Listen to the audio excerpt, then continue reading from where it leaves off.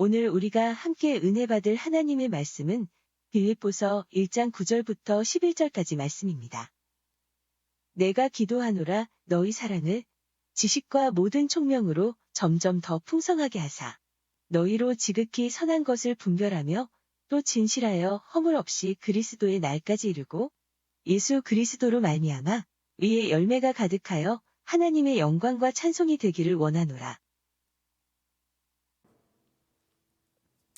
자, 오늘은 사랑을 위한 기도라고 하는 제목으로 말씀을 함께 나누도록 하겠습니다.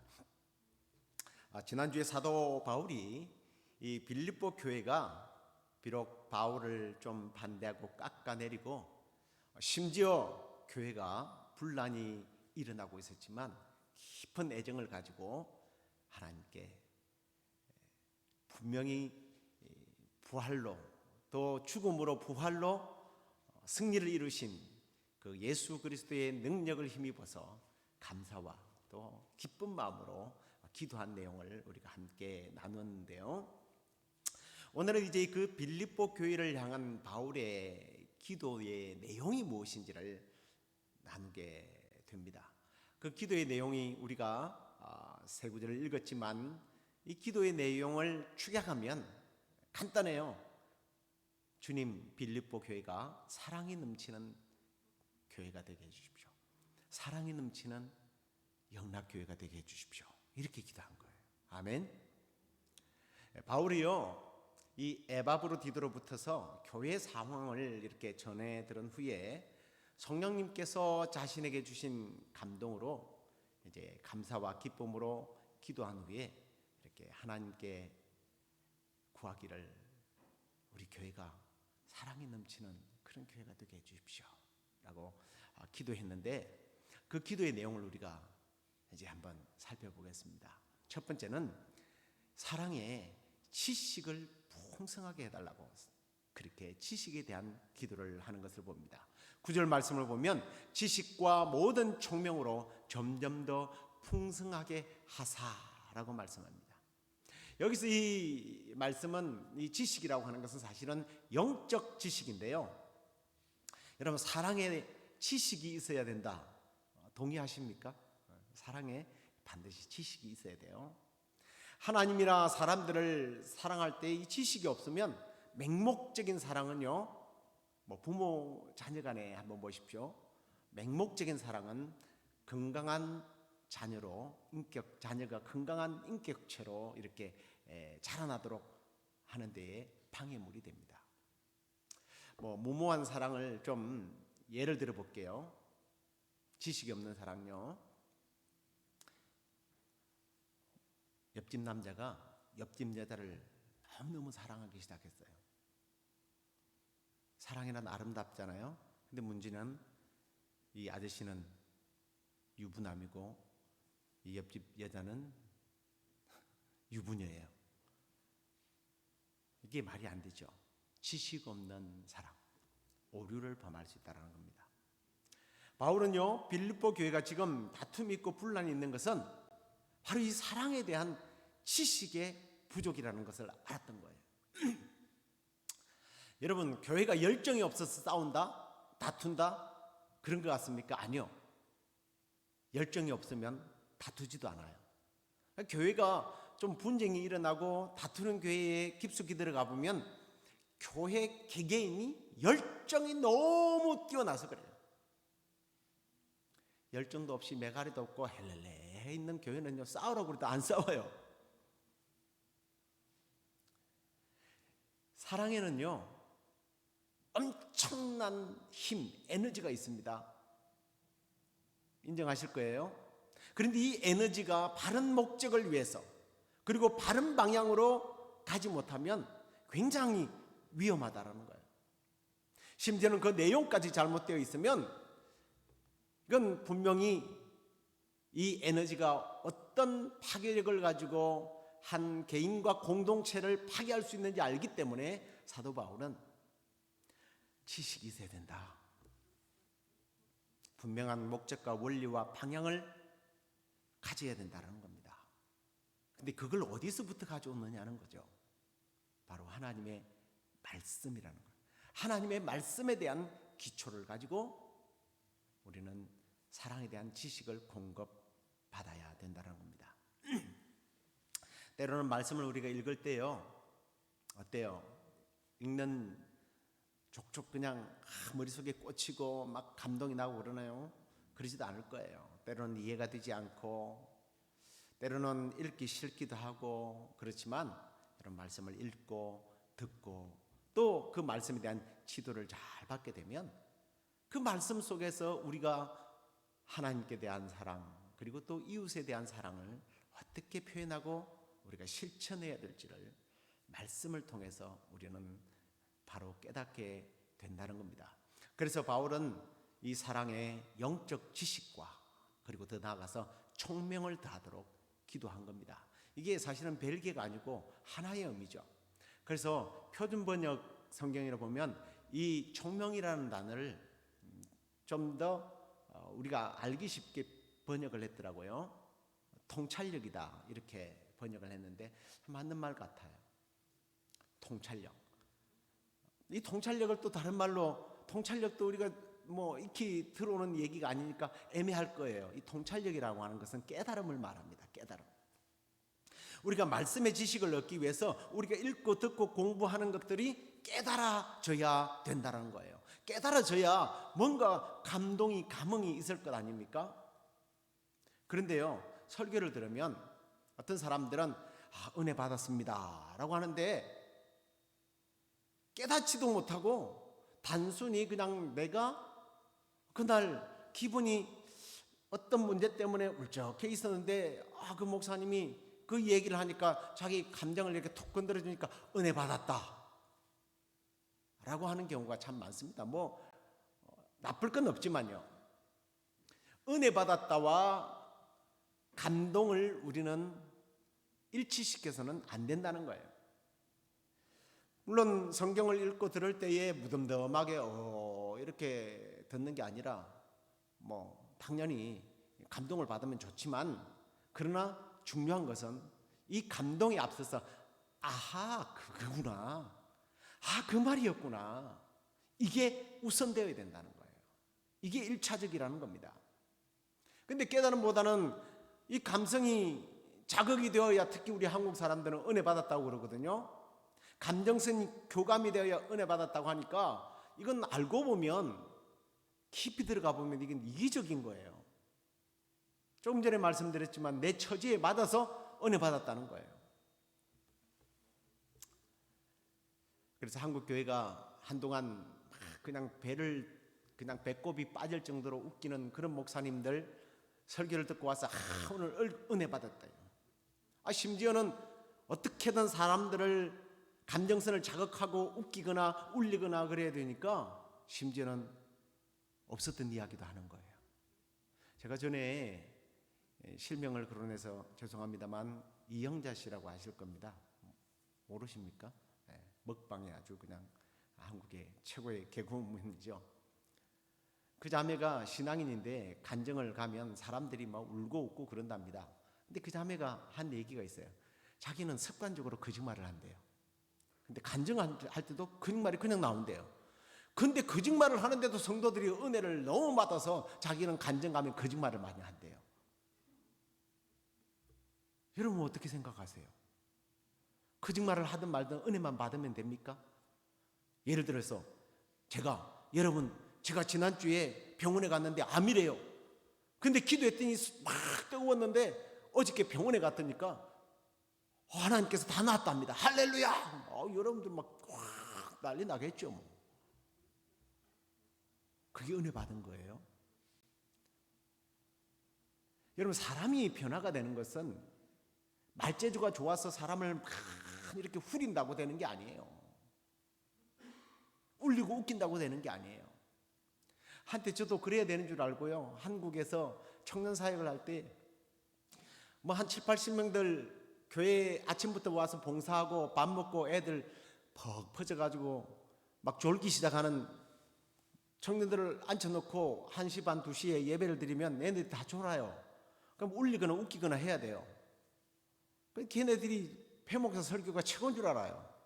나중에 그게 아니구나 하고 소름 끼치는 것을 느꼈습니다. 성령의 역사가 있어야 돼요. 이 통찰력이라고 하는 것은 그런 의미에서 깨달음이라는 거예요. 깨달음. 그래서 바울이 10절에서 이렇게 말하는 거예요. 선한 것을 분별하도록 하게 해달라고. 이게 깨달음이거든요. 여러분 잘 이해하고 잘 들어보세요. 하나님의 말씀은 오류가 없어요. 다 맞는 말이에요. 맞습니까?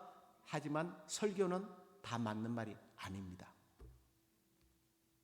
설교가 하나님의 말씀만 전할 때, 하나님의 말씀만 이야기할 때는 맞는 말이지만 그게 인간의 말이, 인간의 생각과 거짓말과 있지도 않는 예화를 갖다가 여러분들에게 감동받으라고 이야기하면 그건 거짓말이에요. 맞는 말이 아니란 말이에요. 초대교회의 역사를 보면 이 사람들은 무슨 신학교를 다녔습니까? 무슨 배운 게 있습니까? 그냥 예수님이 하신 이야기만 하는 거예요. 일어났던 예수님의 이야기만 전달한 거예요. 그랬는데 2,000명, 3,000명, 5,000명이 회개하는 역사가 일어났잖아요. 이 사람들이 딴 얘기했습니까? 그냥 성경만 읽어준 거예요. 에스라 광장에서 사람들이 막 통회하고 자복하는 역사가 뭐 설명을 했습니까? 그냥 구약 성경을 오경을 읽는데 사람들이 막 통곡하면서 자복하고 회개하는 역사가 일어난 거예요. 뭐 오늘도 참으로 좋은 날입니다. 샤샤샤 하는 목사님 여러분 아십니까? 누군지? 조목샤님이라는 분이십니다. 그분이요 뭐 여러 가지 문제가 좀 있었지만 이분의 큰 대형교회를 하는 이유가요 뭐 신유의 역사가 이게 아니에요. 여러분 그럼 설교를 잘 들어보세요. 처음부터 끝까지 성경 말씀이에요. 성경 말씀을 쭉 나열해요. 그래서 여기서 말하는 이 분별이라고 하는 것이 간별하다는 뜻이거든요. 사실은 마치 그 위조 지폐를 이렇게 간별하는 가짜인지 진짜인지. 그 위조 지폐가 가장 많은 돈이 뭔지 압니까? 한국 돈이에요? 달러죠, 달러. 근데 한국 사람들이요 이 위조 지폐를 기계도 분별 못하는 그 위조 지폐를 한국 사람들이 이렇게 딱 만져보고 딱 보고 안 돼요. 기가 막히게 분별하는 능력이 있어요. 근데요 그렇게 분별력이 좋고 통찰력이 관찰력이 좋은 한국에 왜 이단이 그렇게 많은지 이해가 안 가요. 박태선, 문선명 이들은 죽었습니다만 지금 활동하는 사람 누구죠? 정명석. 그 다음에 이번에도 뭐 문제를 일으켰던 앞으로도 계속 문제 일으킬 거예요. 이만희. 정명석 같은 사람은요 아예 노골적으로 이렇게 지시해요. 못생긴 남자 여자들한테 전도하지 말아라. 지방대학생들한테 전도할 생각도 하지 말아라. 서울대. 머리 좋고 박사 이런 사람들이 통일교 이런 이단에 더 빠진다는 거 아십니까? 모닝스타라고 그래요. 정명석은요 165 밑으로 여자들은요 전도도 안 해요. 기범조가 있어요. 뭐 중국 같은데 해외 집회를 가면요 이 여자들이 따라가요. 저는 끔찍한 비디오도 봤습니다. 여기 오셨던 목사님이 그 이단 연구하시는 분인데요. 이게 진짜입니까? 그런데 뭐 실명을 거론하면서 뭐 나오는데요. 여자들이 실오라기 하나 걸치지 않고 정명석에게 사랑을 고백하는 거예요. 중국에서 그러다가 잡혀가지고 옥살이까지 했지 않습니까? 왜 그런데 빠졌느냐는 거예요. 영적 분별력이 없다는 거예요. 사랑에 대한 분별력이 없는 거예요. 하나님의 사랑에 대한 분별력이 없으니까 하나님이 어떤 분이신지를 모르니까 문제가 일어나는 거예요. 그래서 바울이 주님 지식, 총명 이 분별력을 사랑에 갖게 해 주십시오. 사랑하는 우리 시애틀 영락교회 성도 여러분들은 말씀을 지식으로 받고 깨닫고 더 나아가 잘 분별해서 정말 하나님 사랑, 이웃 사랑을 제대로 실천하는 저와 여러분 될 수 있기를 주의 이름으로 축원합니다.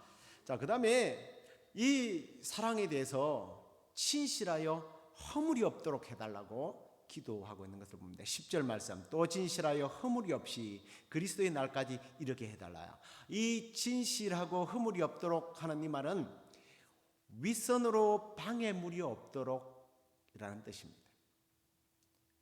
좀 더 쉽게 말하면 투명성을 말하는 거예요. 하나님 앞에서 좀 투명하게 살라라는 겁니다.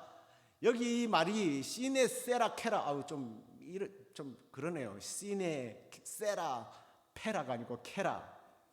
이 말은 이런 뜻이에요. 밀칠을 해서 했는지 안 했는지 햇빛에다가 비춰보라는 뜻입니다. 도자기를요. 그 당시에도 도자기 산업이 그곳에 유명했는데, 여러분 두꺼운 게 도자기가 비싸요? 얇은 게 비싸요? 두꺼운 게 비싸요? 얇은 게 비싸죠. 근데 얇은 것은 이렇게 만드는 과정에서 찌그러지기 쉽고 굽다가 또 그리고 온도를 조금만 잘못 맞추면 이게 막 금이 갑니다. 근데 이게 다 만들어 놓고 나니까 이거 버리기는 아깝고 그러니까 거기다가 초치를 하는 거예요. 초치를 이렇게 딱 해가지고 거기다 유약을 싹 발라가지고 갖다 팝니다. 근데 이게 진짜인지 가짜인지를 이 햇볕에다 비춰보면 보인다고 그래요. 눈으로는 안 보이는데 실금이 간 것이 보인다는 겁니다. 우리 하나님의 의의 태양빛 앞에서는요, 그 빛 앞에서는 모든 것이, 심지어는 벌거벗은 것처럼이라고 되어 있어요. 다 드러나게 된다는 거예요. 하나님의 강력한 진리의 빛이 비춰질 때 숨김없이 내 문제가 드러나게 되는데, 그 문제들이 드러나지 않게 해달라고, 아니 아예 생기지 않도록 기도하는 거죠. 혹시 우리 삶에 그런 허물들이 있다면 이 시간에 예수 그리스도의 보혈로 깨끗하게 덮어지고 그 여러분의 안에 있는 깨어지고 상처난 것들이 완전히 치유되는 역사가 있기를 주의 이름으로 축원합니다. 이 사랑의 상처가 있으면요, 반드시 다른 사람에게 상처를 줍니다. 그렇죠? 상처받은 사람은 상처를 줘요. 그런 상처들이, 아픔들이 우리 안에 없도록 해달라고 바울이 기도했던 거예요. 세 번째로는 이제 11절을 한번 읽어볼까요? 예수 그리스도로 말미암아 의의 열매가 가득하여 하나님의 영광과 찬송이 되기를 원한다. 사랑의 열매가 맺기를, 어떤 열매? 의의 열매가 맺기를 기도하는 거예요. 근데요, 우리는 이 부분을 해석하면 내가 도덕적으로 윤리적으로 얻어져서 생겨난 의라고 늘 항상 오해하기가 쉽습니다. 근데 11절 다시 한번 보여주시기 바랍니다. 이 말씀에 보면 그리스도로 말미암아 의의 열매가 맺힌다고 되어 있어요. 나로 말미암지가 아니에요. 나의 의로운 행동 때문에 열매가 맺혀지는 게 아니라는 겁니다. 여러분 요한복음 15장에 보면 예수님을 자신이 뭐라고 표현해요? 나는 나무다라고 해요. 나무라는 표현을 합니다. 그런데 요한복음 15장에 보면 열매를 잘 맺기 위해서 두 가지 일을 하는데, 하나는 가지가 나무에 붙어 있어야 돼요. 또 하나는 열매를 잘 맺기 위해서 뭐 해야 돼요? 쳐내야 돼요. 열매 맺지 않는 가지는 쳐낸다고 그랬어요. 불필요한 가지에 영양분이 가지 않도록 하는 겁니다. 그런데 오늘 15장 3절에 보면 너희는 내가 일러준 말로 이미 깨끗해졌다라고 했어요. 가지치기를 해버렸대요. 의를 평가하지 않겠다는 거예요. 그러면서 4절 말씀을 보십시오. 내 안에 거하라 나도 너희 안에 거하리라. 가지가 포도나무에 붙어 있지 아니하면 스스로 열매를 맺을 수 없음 같이 너희도 내 안에 있지 아니하면 그러하리라. 스스로 맺을 수 없다. 이걸 반대로 한번 뒤집어 보십시오. 가지가 나무에 붙어 있지 않으면 스스로 열매를 없다라는 말은 반대로 가지가 나무에 붙어 있으면 열매를 맺는다 못 맺는다? 맺는다는 거예요. 우리의 의의 열매는 내가 힘쓰고 땀 흘려서 열매를 맺는다, 그게 아니에요. 내가 봉사하고 헌금하고 새벽기도 열심히 하고 막 그래야 된다, 그게 아니라는 거예요. 그건 사실은 둘째 문제예요. 배 목사님은 그거 하지 말라더라. 누가 그래요? 해야죠. 근데 이건 둘째 문제라는 거예요. 첫 번째 우선순위는 뭐예요? 붙어 있느냐 안 붙어 있느냐, 누구에게 붙어 있느냐, 이게 중요하단 말이에요. 붙어 있지 않으면 아무리 열심히 해도 소용이 없어요. 그러나 붙어 있으면 저절로 열매는 맺게 되어 있는 거예요. 이 말은 제가 지난번에도 그랬죠. 둘 중에 하나다.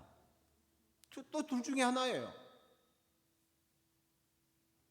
붙어 있거나 붙어 있지 않았거나. 열매 맺지 못한 사람은 붙어 있는데 열매를 맺지 못한다. 뭐예요? 병들었어요. 영이 병든 거예요.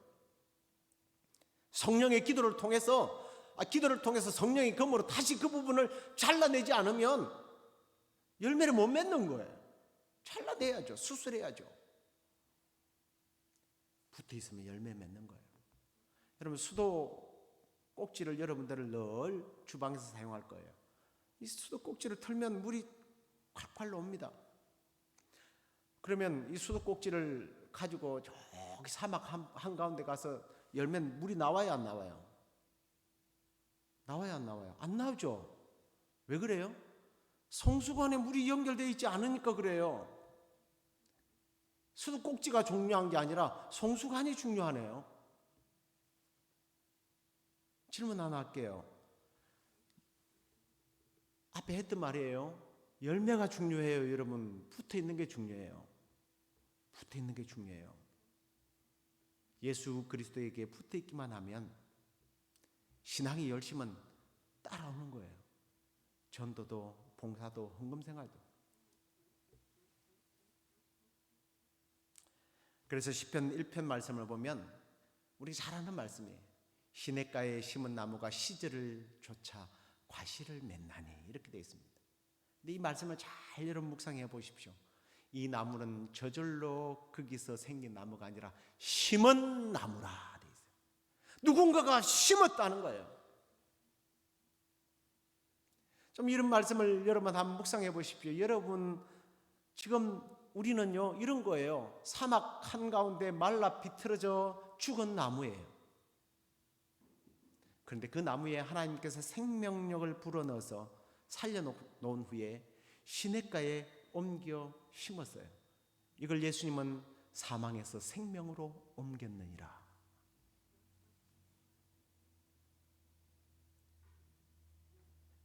시냇가에 심어놓고 나니까 그때부터 잎사귀가 마르지 아니하고 열매를 맺는 복된 나무가 된 거예요.